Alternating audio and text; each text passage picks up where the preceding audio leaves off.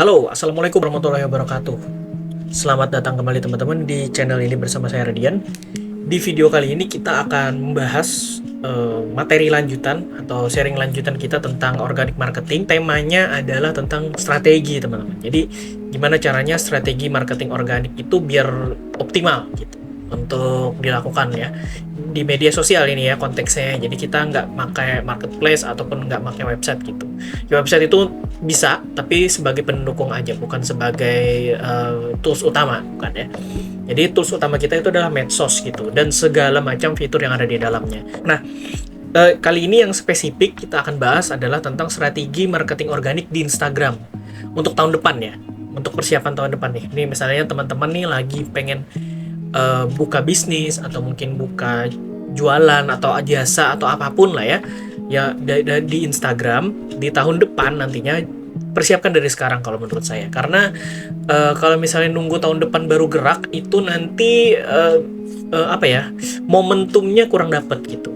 Jadi daripada nunggu dulu tahun depan, mending siapin aja dari sekarang gitu. Ini karena kita manfaatin waktu aja gitu, daripada sekarang tuh kita berdiam diri gitu ya, nggak ada hal-hal yang dilakukan. Ya udah, mending langsung aja action dari sekarang, nanti di tahun depan kerjanya akan jauh lebih mudah daripada yang sekarang gitu ya. Meskipun sebenarnya organic marketing ini tuh nggak ngeluarin biaya gitu ya, tapi tetap aja kita nggak bisa sembarangan. Kita butuh yang namanya strategi teman-teman. Jadi ibaratnya nih, kalau misalnya kita nggak pakai modal uang, kita modalnya strategi teman-teman gitu. Jadi kita nggak bisa yang murni mengandalkan fitur-fitur yang ada di media sosial tanpa kita tahu apa yang harus kita lakukan di dalamnya. Itu nggak bisa. Itu kayak semacam apa ya? Kayak nembak tapi nggak tahu sasarannya apa gitu. Nembak aja gitu, pelurunya apa, sasarannya apa. Jadi kalau misalnya kita pakai strategi, kita tahu nih peluru apa yang harus ditembakkan ke sasaran yang mana. Kira-kira begitu ya analoginya gitu. Gunanya apa untuk bikin strategi seperti ini? Biar nanti marketing yang kita jalankan di media sosial, terutama di Instagram ini, bisa berjalan secara efektif teman-teman, dan efisien ya pastinya ya. Jadi ibaratnya kita bisa ngerjain sesuatu dengan ya ibaratnya 80% gitu ya, hasilnya bisa 100%, ibaratnya seperti itu. Jadi jangan sampai kita tuh buang-buang tenaga gitu di media sosial di Instagram ini.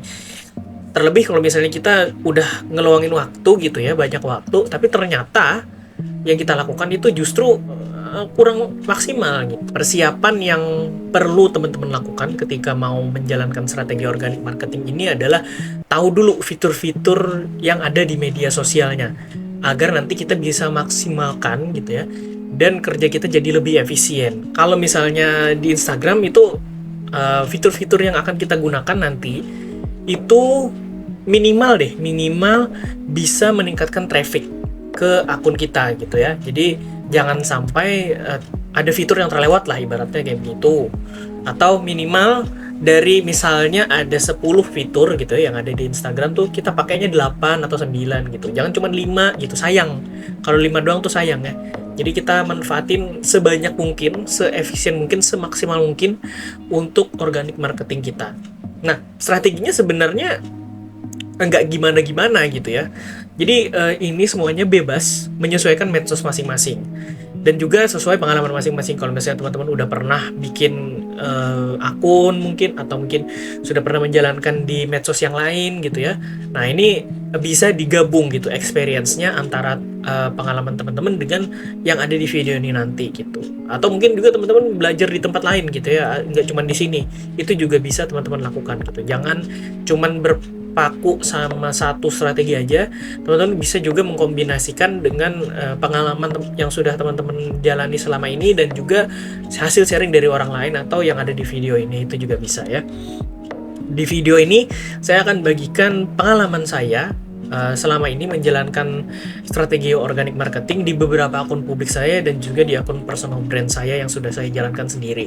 Kalau misalnya akun publik itu ada 4, kalau misalnya personal brand ada 1, yang itu yang @radiannr itu.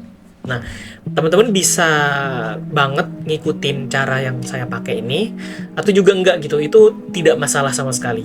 Ya, ini sekedar berbagi insight aja gitu buat teman-teman. Hal pertama yang bisa kita jalankan untuk strategi marketing organik di Instagram adalah menggunakan username yang mudah diingat, teman-teman. Nah, ini penting ya, karena username yang terlalu panjang itu justru bikin orang cepat lupa biasanya.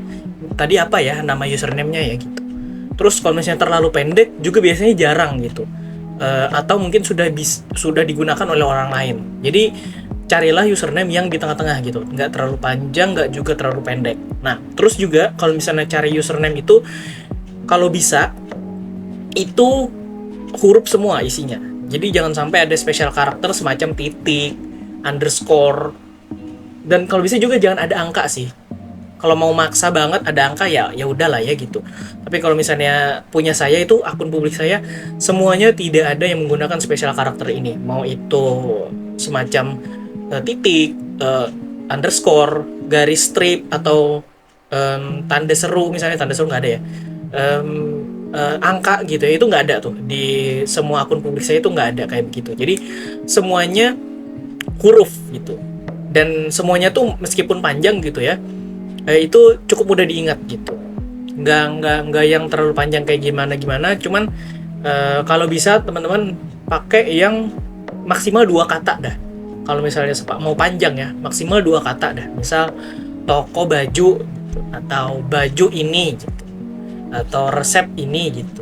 Nah, jadi ada niche-nya di depan atau ada nama sesuatunya di depan gitu, terus belakangnya brandnya mungkin atau apa gitu, terserah ya, bebas gitu. Itu biasanya syarat utama saya kalau misalnya mau cari username gitu. Kalau misalnya udah dicoba gitu ya, menggunakan huruf itu masih nggak ketemu gitu, mentok banget nih udah nih, ya udah nggak apa-apa pakai special karakter atau mungkin pakai angka gitu untuk ngebedain. Tapi ya sayang banget gitu kalau misalnya pakai special karakter ya, karena buat followers tuh ribet gitu nyarinya. Mesti ngetik huruf dulu, terus pindah ke special karakter, pindah lagi ke huruf, tuh menurut saya ribet. Nah, saya nggak mau follower saya itu ribet gitu ketika cari akun saya gitu. Jadi saya usahakan semua username-nya itu adalah huruf gitu. Jadi jangan sampai ada yang pindah-pindah keyboard kayak gitu, itu tuh meribetkan orang lain. Saya nggak suka yang ribet-ribet soalnya ya. Jadi semua username di akun publik saya itu semuanya huruf. Tantangan lain ketika mencari username ini menurut saya adalah ada orang gitu ya yang memang niat sekali sampai harus memarkir, dalam tanda kutip memarkir username yang memang sangat apa ya, sangat paling banyak dicari orang gitu, sangat dicari orang. Misal Goto kalau nggak salah dulu ya, ada yang Goto itu, akun Goto itu Goto nggak bisa make gitu ketika mereka merger gitu ya antara Gojek dengan Tokopedia. Mereka mau bikin akun Goto nggak bisa dipakai karena udah diparkir sama orang lain gitu. Terus kalau misalnya si brand Goto ini mau make akun itu dijual sama dia, kurang ajar emang. Nah, itu salah satu tantangannya ketika mencari username ya teman-teman. Jadi sebisa mungkin dipikirkan matang-matang dulu untuk username ini. Jadi sebisa mungkin username dan brandnya itu connect gitu ya. Jangan sampai username-nya apa, terus brandnya apa, niche-nya apa, username-nya apa gitu. Jangan sampai kayak begitu. Kalau misalnya mikirin username tuh, hal pertama yang perlu teman-teman notice adalah username itu sangat berpengaruh dengan SEO, teman-teman, atau Search Engine Optimization di Instagram terutama ya. Jadi usahakan kalau misalnya teman-teman bikin nama akun itu mengandung kata kunci. Nah, ini penting nih. Tapi kadang-kadang kalau misalnya mengandung kata kunci itu brandnya nggak keluar. Jadi ini opsi ya teman-teman ya, ada 2 opsi gitu. Teman-teman bisa pilih username yang memang mencerminkan brand teman-teman gitu ya, atau pilih username yang secara SEO itu bagus gitu, teroptimasi. Karena nggak mungkin dua-duanya bisa dipakai dalam satu akun gitu, nggak bisa. Misal jual baju anak-anak brand ini, itu kan panjang banget ya. Orang juga akan lupa gitu habis itu. Tadi tuh aku cari baju, akunnya apa ya namanya ya, jualan baju apa gitu, orang udah lupa gitu. Jadi teman-teman bisa pilih opsi yang menurut teman-teman bagus gitu. Apakah username yang mengandung unsur brand ada di situ gitu ya, artinya dengan secara SEO memang tidak teroptimasi dengan baik, atau memilih username yang sudah teroptimasi dengan baik secara SEO gitu.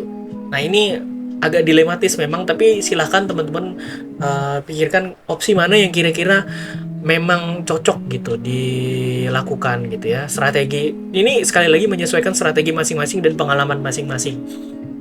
Karena saya pernah mencoba kedua hal ini gitu ya, saya punya akun yang memang mewakili brandnya sendiri, dan juga saya punya akun juga yang teroptimasi secara SEO gitu. Dua-duanya ada gitu di tempat saya. Jadi ketika saya melihat itu, oh ternyata punya strategi yang masing-masing gitu ya, ada beda-beda gitu. Username yang punya nama brand sendiri itu strateginya begini, username yang secara SEO bisa dioptimasi dengan teknik yang seperti ini gitu.